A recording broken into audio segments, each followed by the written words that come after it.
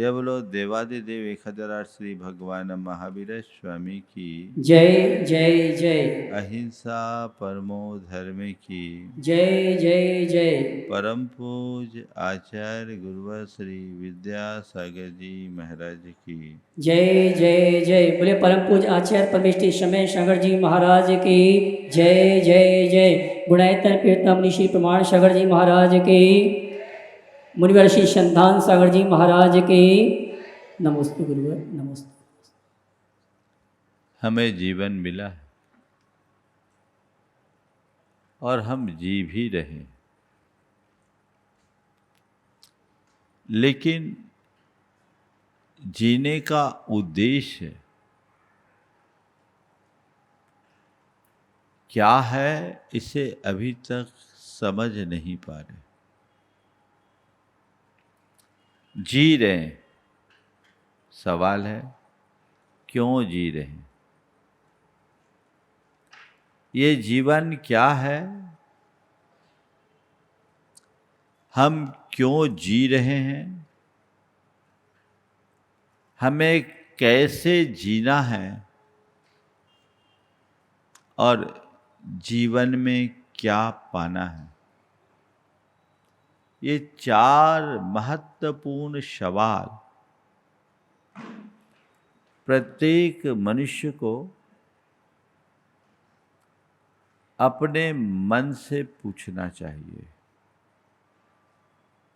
जब आपके सामने ये सवाल आता है ये जीवन क्या है, तो उत्तर क्या है? जीवन को आप किस रूप में देखते हैं? आपका जीवन क्या है? क्या है? जो दिखाई दे रहा है ये जीवन है? ये ठाठबाज जीवन है? ये बाहर का विस्तार जीवन है? क्या है जीवन? कभी विचार किया? हम जी रहे हैं, एक दिन कहानी खत्म हो जाएगी, कहेंगे वो चल बसा। लेकिन जीवन क्या है इसे तो समझो। जीवन क्या है? बोलो, कभी सवाल मन में पूछा? क्या है जीवन?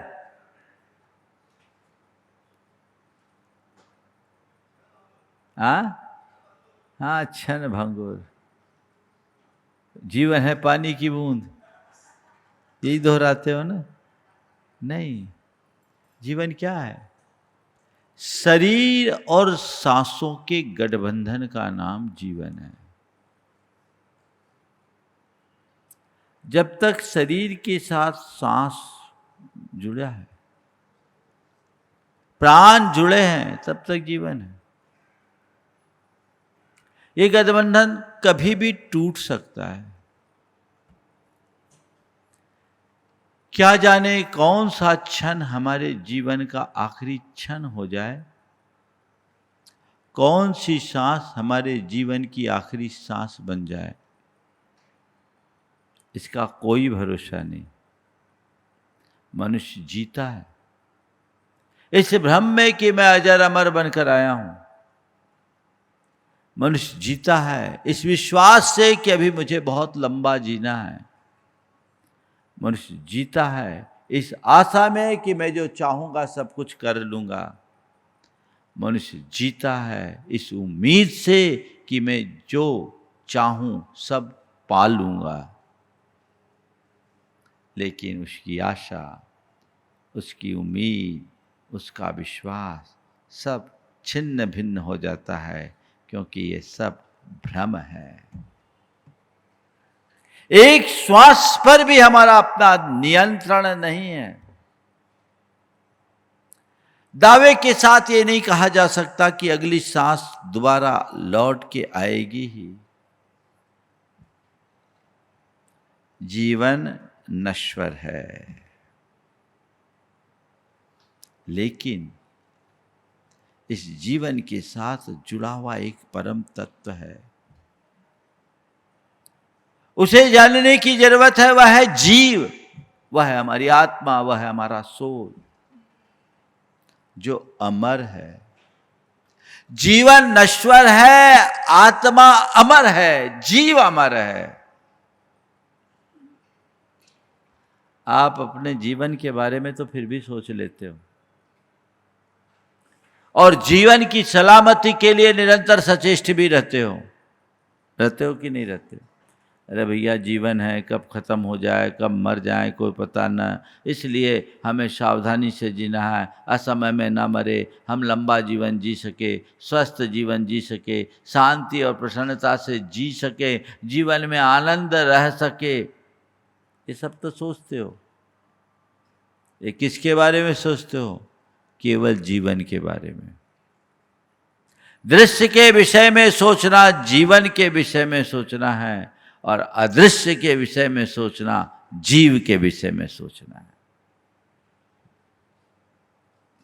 तुम दृश्य के विषय में तो सोच रहे हो, उस अदृश्य सत्ता के विषय में सोचो, जिसके रहते ये सब कुछ है और जिसके खिसकते ही सब कुछ खिसक जाएगा। बोलो, आपने अपने जीवन में बहुत कुछ सोचा, बहुत कुछ किया, बहुत कुछ पाया और बहुत कुछ भोगा है, लेकिन अपने इस संपूर्ण जीवन में अपनी आत्मा के विषय में क्या सोचा? आत्मा के लिए क्या किया? आत्मोपलब्धि के क्षेत्र में क्या पाया? आत्मानुभव के क्षेत्र में आपने क्या महसूस किया? कभी कुछ सोचा? शायद नहीं। महाराज जी, जीवन के विषय में तो हम सोच लेते हैं, जीव आत्मा के विषय में तो तभी सोचने में आता है जब थोड़ी देर के लिए आप लोगों के संपर्क में आते हैं, शास्त्रों का स्वाध्याय पीठ करते हैं, तो थोड़ा थोड़ा कभी कभार कुछ कुछ सोच लेते हैं। यही है ना?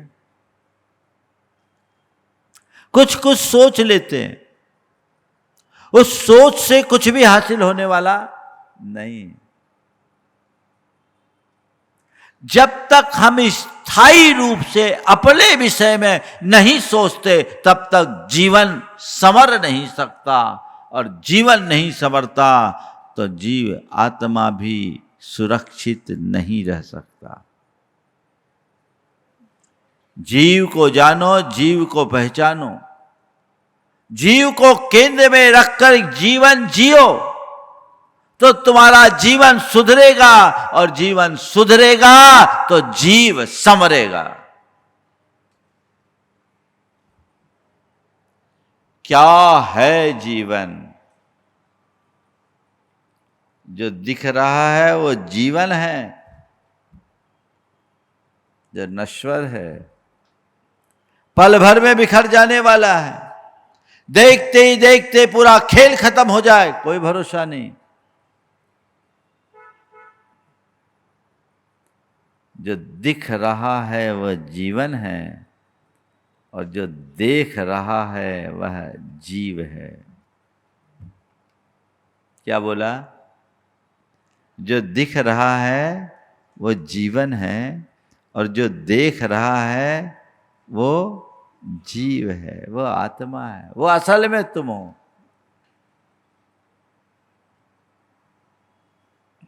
उसको पहचानिए।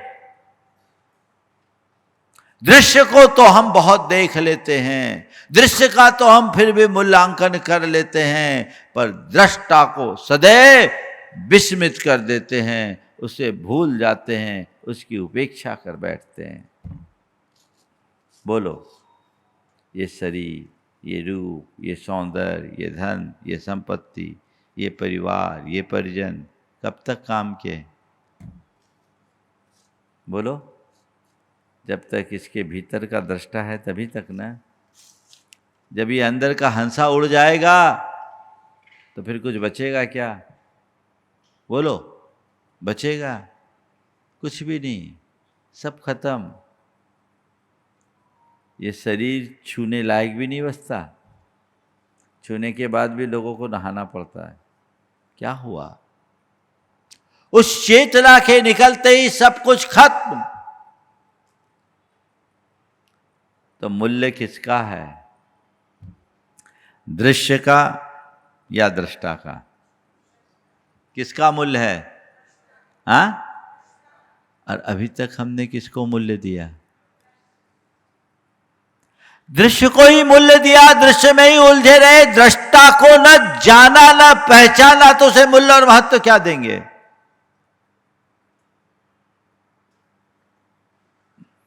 संत कहते हैं दृष्टा को पहचानो, अंतरंग में मैं क्या हूं इसे जानो। क्या है जीवन? ये बाहर का जीवन, असली जीवन मेरे भीतर का है, जो मेरी चेतना है। यदि मेरे प्राण मेरी चेतना से जुड़ते हैं तो मेरे जीने का कोई अर्थ है, अन्यथा सब व्यर्थ है। बोलो, इस नश्वर जीवन को आज तक कोई संभाल पाया है क्या? बोलो, संभाल पाया? कोई टेक्नोलॉजी ऐसी डेवलप हुई हो जो कहे कि नहीं हम तुमको अजर अमर अविनाशी बना दें? नहीं ना, ना हुआ है ना होगा। जो नश्वर हुआ नश्वर है, जो क्षणभंगुर है क्षणभंगुर है, जो छूटने वाला है वो छूटने ही वाला है। उसकी नश्वरता को पहचानो और उसका मोह त्यागो, अपने भीतर की अमरता को जानो और उससे अपना नाता जोड़ो, उस पर अपनी बुद्धि केंद्रित करो। नश्वर जग से अविनश्वर आत्मा की ओर मुड़ना ही सच्चा पुरुषार्थ है। तो जीवन क्या है? शरीर और सांसों का गठबंधन। क्यों मिला?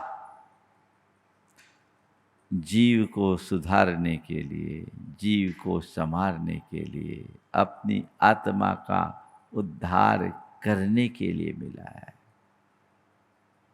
ये सुविधा केवल एक मनुष्य को है। आज मनुष्य भाव में हम त्याग तप संयम और धर्म की आराधना करके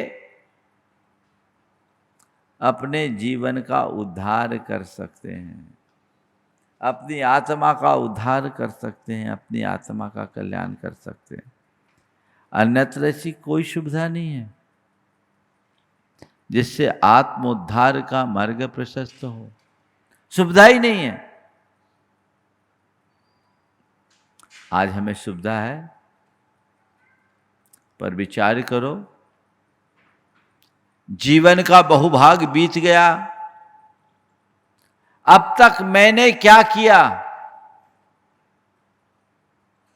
शरीर के पोषण में, संपत्ति के संग्रह में, संबंधियों के विस्तार में, इसी में उलझे ना। केवल गोरख धंधे में उलझ करके रह गए। आत्मा के लिए क्या किया? थोड़ी देर के लिए कागज पेन लेकर आज घर में बैठना, लिखना कि मैंने अपने इस जीवन में अपनी आत्मा के लिए क्या क्या किया। जो असल है, जो शाश्वत है, उसके लिए मैंने क्या क्या किया। और दूसरा कॉलम लिखना, मुझे क्या क्या करना चाहिए था,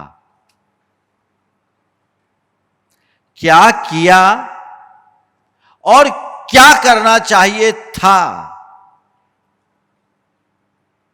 दोनों चीजें जब आप अपने हाथ से लिखोगे ना, तो आपके अंदर एक अलग प्रेरणा और भावना जागेगी कि वाकई में मैं चूक गया, यथार्थ मैं पीछे रह गया, ये मेरा बड़ा नुकसान है, अब मुझे बदलना है। भावना तो तभी होगी ना। आप लोग अपने व्यवसायिक जगत में बैलेंस शीट बनाते हो, लेखा जोखा होता है, उसमें कुछ भी गड़बड़ होता है तो आप क्या करते हैं, जैसे बैलेंस शीट देखते हैं तुरंत उसकी रिकवरी करने के लिए सचेष्ट हो जाते हैं कि यहाँ डिफ़ॉल्ट है, हमें यहाँ ठीक करने की आवश्यकता है। करते हैं? क्यों? कमी दिख रही है। तो भैया इंटरनल ऑडिट भी होना चाहिए। जब वो ऑडिट करोगे, देखोगे, समझोगे, तब तुम्हें समझ में आएगा कि मेरी कहाँ कमजोरी रह गई, कहाँ मेरा डिफॉल्ट था। उसको ठीक करते ही जीवन बदल जाएगा।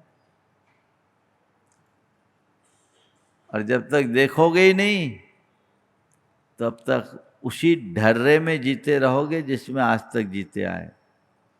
हिसाब लगाओ। आप लोग भाग्यशाली हो कि आपको परंपरागत रूप से धर्म के संस्कार मिले। आप में धार्मिकता है, आप धर्म से जुड़े हो, अपनी शक्ति और परिस्थिति के अनुसार यत्किंचित धर्म करते हो। लेकिन थोड़ा देखो, 20 बरस, 30 बरस, 40 बरस पहले जो धर्म करते थे, आज भी उतने ही पे अटके हो कि कुछ आगे बढ़े हो? मैंने जहां से धर्म की शुरुआत की थी वहीं अटका हूं कि उससे कुछ आगे बढ़ा हूं। व्यापार की जगत में आप आगे बढ़ गए, कारोबार की जगत में आप आगे बढ़ गए, धन संपत्ति की जगत में आप आगे बढ़ गए, निश्चित बढ़े। आज आपके पास जितनी संपत्ति है 25 बरस पहले उतनी नहीं होगी, पक्का। 25 बरस में आपने अपनी संपत्ति में बेशुमार बढ़ोतरी की, धन लाभ बढ़ा। इन 25 वर्षों में धर्म लाभ कितना बढ़ा? बोलो। ये बोल रहे घटा है। क्या नाम तुम्हारा? हरसोला? हरसोला है ना? हाँ, ऑडिट वाले ही हैं, पर अपना ऑडिट नहीं करते, दूसरों का करते। धर्म लाभ घटा, धन लाभ बढ़ा। आखिर ये अंतर क्यों? कभी विचार किया? ऐसा केवल इस वजह से कि हमने धन को महत्व दिया, धन का महत्व समझा, धर्म का महत्व ही नहीं जाना तो उसे महत्व क्या देंगे? यदि हमारे मन मस्तिष्क में यह अंकित होता कि जीवन में जितना धन जरूरी है, धर्म कहीं उससे ज्यादा जरूरी है। बाहरी जीवन को संवारना जितना जरूरी है, अंदर की आत्मा को संभालना उससे कहीं ज्यादा जरूरी है। ये बात अगर अंतरंग में बैठी होती तो बोलो, तुम्हारे जीवन की दिशा वही होती या बदल जाती? बोलो, जो है वही रहती या बदली होती? बदलती ना। कब बदलेगी भाई? जीवन की दिशा कब बदलेगी? मरने के बाद। कब बदलेगी बोलो तो? मरने की बाद। एक बार मैंने कहा, भैया कब बदलोगे? बोला, अगले जन्म में। अगले जन्म में बदलोगे? हमने कहा, अगले जन्म में बदलने लायक ही नहीं बचोगे तो क्या बदलोगे? मनुष्य ही है जो अपने जीवन को बदल सकता है। कीड़े मकोड़े बन करके तुम अपने जीवन को नहीं बदल सकते, पशु पक्षी बन करके अपने जीवन को नहीं बदल सकते, नारकी बन करके अपने जीवन को नहीं बदल सकते, और कदाचित देव भी बन जाए तो वहां बदलाव की कोई संभावना नहीं। ये सारी संभावना एकमात्र मनुष्य जीवन में है, इसे पहचानो। ये फैसिलिटी आज तुम्हारे पास है, और कब तक रहेगी इसका कोई भरोसा नहीं।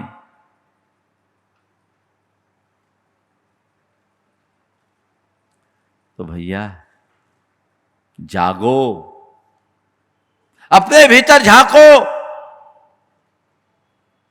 अपने आप को बदलने के लिए सचेष्ट हो जाओ, अपना रूपांतरण घटित करो, आगे बढ़ो। यही सार है, बाकी सब बेकार। पर क्या करूं, अभी बेकार को ही आपने सार समझ रखा है, और जो सार है वह बेकार लगता है। ऐसे लोगों को क्या कहे? एक बात बोलूं, हम नास्तिक व्यक्ति को कभी अच्छा मानते हैं क्या? हाँ, नहीं ना। आप लोग सब आस्तिक हो कि नहीं हो? हाँ, हो ना। पर मैं बोलूं, आपसे अच्छा वो नास्तिक है, आपसे अच्छा वो नास्तिक है। मतलब महाराज, हाँ, वो नास्तिक इसलिए अच्छा है क्योंकि दिखता वो नास्तिक है, उसको धर्म से कोई मतलब नहीं। पर आप लोगों के भीतर कोई एक प्रच्छन्न नास्तिक बैठा है, जो दिखाता आस्तिक है और जीवन नास्तिकों जैसा जिलाता है। भगवान को भी धोखा देने में लोग अभी कमी नहीं करते। बोलो, उसको आस्तिक कहेंगे कि नास्तिक? एक बार की बात, एक व्यक्ति भगवान के दर्शन कर रहा था और अपनी मोबाइल, एप्पल का मोबाइल था, और जो द्रव्य चढ़ाने का टेबल रखता है उसमें रखा था, और वो एक कायोत्सर्ग कर रहा था आंखें बंद करके।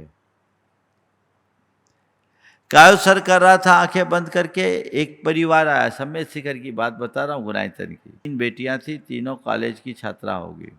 वो शिखर जी आई वंदना के लिए, नीचे मंदिरों के दर्शन कर रही है, और जब दर्शन करी देखा कि एप्पल का मोबाइल सामने रखा है। थोड़ा इधर उधर देखा, झट से मोबाइल लेके चलते बने। अब बेचारे की जब माला पूरी हुई, उसने अपना मोबाइल देखा, मोबाइल गायब। मोबाइल देखा, मोबाइल गायब। अब सबको बड़ा अटपटा लगा, कहाँ गया कहाँ गया कहाँ गया।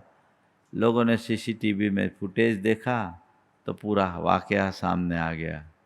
मैं आपसे पूछता हूँ, ऐसे व्यक्ति को आप क्या बोलोगे, आस्तिक की नास्तिक?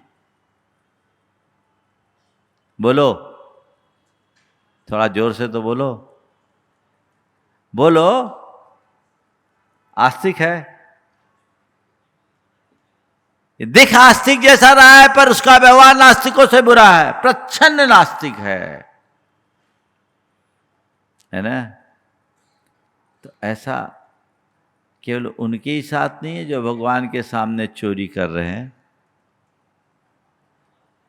थोड़ा अपने भीतर उतर करके देखना कि हम अपने जीवन में कितनी कितनी बार भगवान के उपदेशों को नकारते हैं, कितनी कितनी बार भगवान के उपदेशों को झूठा साबित करने की कोशिश करते हैं, कितनी कितनी बार भगवान के उपदेशों के विरुद्ध जानबूझकर उल्टा आचरण करते हैं। तो बोलो, इसमें हमारी भलाई होगी क्या? क्या होगा?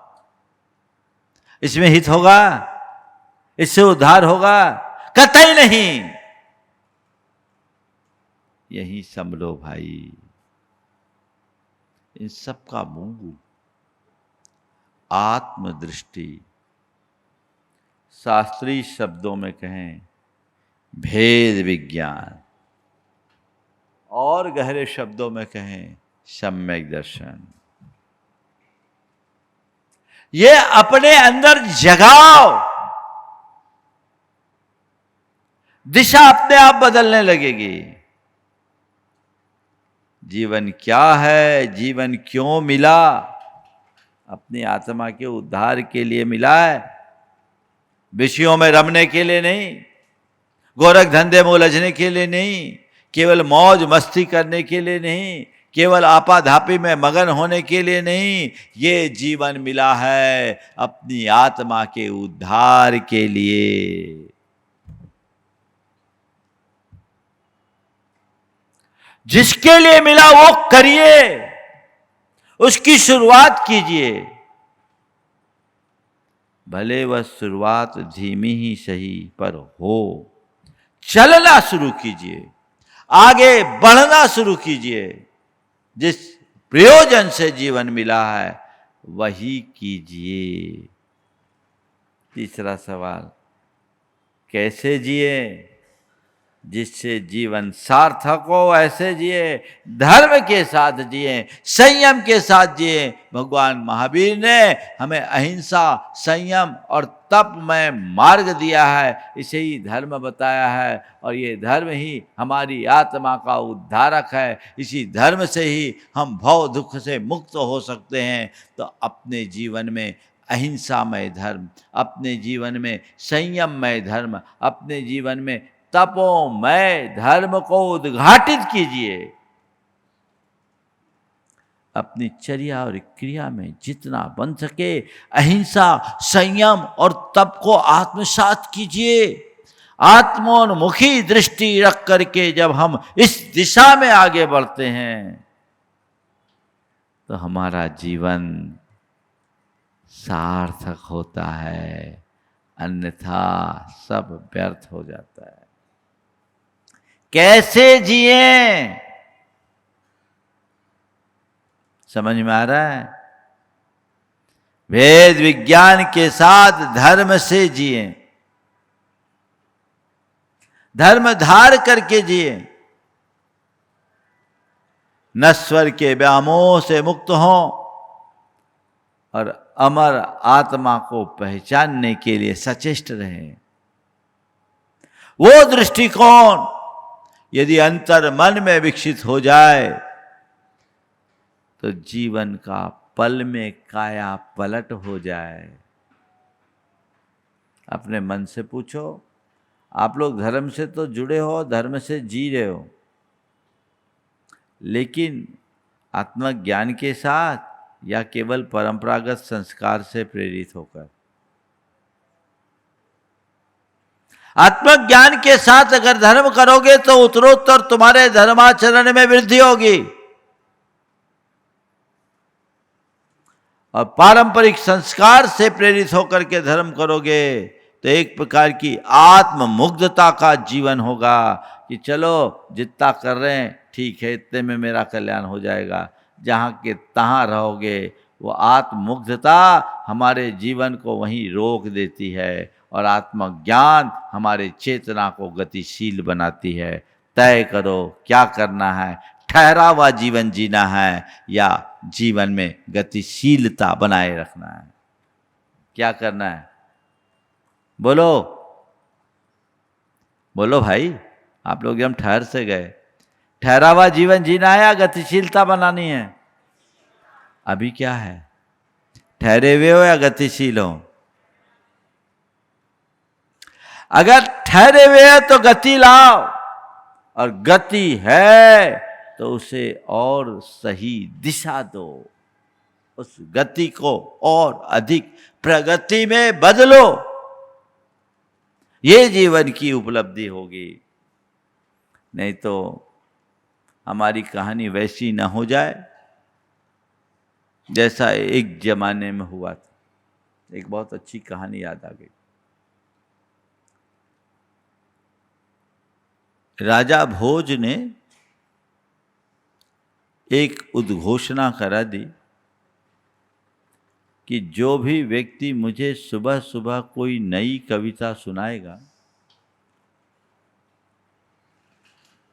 उसे मैं 1,00,000 मुद्राएं दूंगा।